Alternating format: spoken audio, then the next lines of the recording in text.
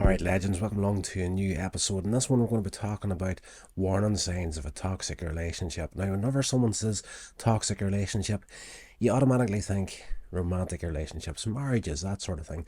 But it can be a working relationship or a friendship. No matter where you turn, whenever it comes to relationships, they are good for you or bad for you. So here is the warning signs of a toxic relationship and how to deal with it. Alright, so number one on this is to recognise the signs. The first step in dealing with a toxic relationship is recognising the signs that may include constant criticism, manipulation, controlling behaviour, and emotional abuse. Number two is to set boundaries.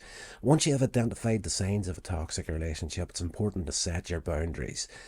This may involve limiting contact with the toxic person or clearly communicating your expectations and your needs. Number three is to communicate effectively. Communication is key in any relationship, but especially in toxic ones. Be clear and direct in your communication and avoid getting drawn into arguments or emotional manipulation. Number four is to seek support. Dealing with a toxic relationship can be difficult, so it's important to seek support from friends, family, or a therapist. Having someone to talk to can help you process your feelings and develop coping strategies. Number five is to practice self-care. Taking care of yourself is essential when dealing with toxic relationships. Make time for activities that bring you joy and relaxation, such as exercise, meditation, spending time in nature, or sitting down with a good movie. That usually works for me. Six is to consider your options. Depending on the situation, you may need to consider ending the toxic relationship altogether.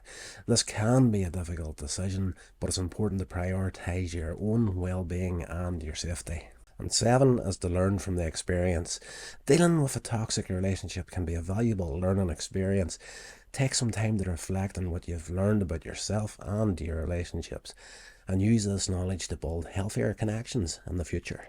Alright, so there you go. I hope that helped some people out there. I'm pretty sure, like myself, whenever you hear the term toxic relationship, you can call to mind 15 to 20 relationships that definitely fall into that category. So there's many people out there that are in it, and again, it doesn't have to be a romantic relationship, marriage, all that sort of stuff. It can be simple friendships, it can be work relationships. You'll just, again, you can pull to mind a lot of people that have just gone into a friendship, a marriage, whatever it may be, and the spark has just been drained from them altogether.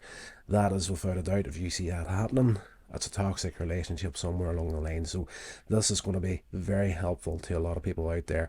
And speaking personally from someone that is a divorcee, I can tell you that these tips here are very, very helpful, because in a marriage and any type of relationship, it also takes two to tango. So the majority of the time, the toxicity can be coming from one side of the relationship, but it can bounce off the other person and come back, and just everybody ends up just being unhealthy for everybody in the relationship at that point. It's just like it's a cycle. Once it starts trying to one up each other, it's very, very unhealthy.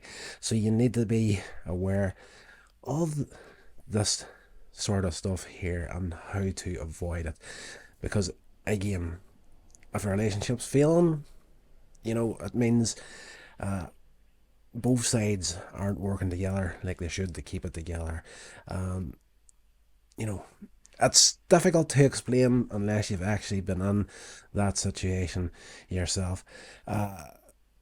Hopefully it helped, and hopefully my talking here at the end of this video or podcast, whatever you're watching or listening to it on, makes sense to you.